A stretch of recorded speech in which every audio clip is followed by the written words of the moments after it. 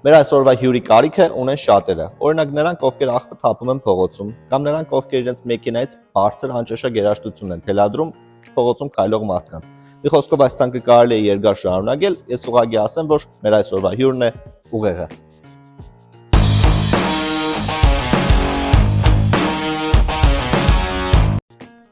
Իդեպ ընկույզից կարող եք օգտվել։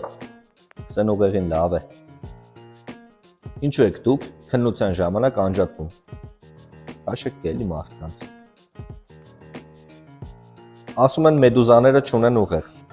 բայց ես երբեք չեմ տեսել, որ որց մեդուզաները աղջկա շորեր հագնեն ու TikTok նկարեն։ Խոսենք վախերի մասին։ Չեք վախենում զոմբի ապոկալիպսիսից։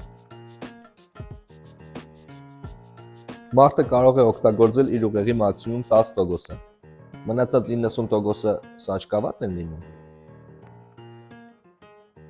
Կան հավերժական հագամարություններ, օրինակ Real թե Barça, Mercedes թե BMW, Swift թե ուղեղ։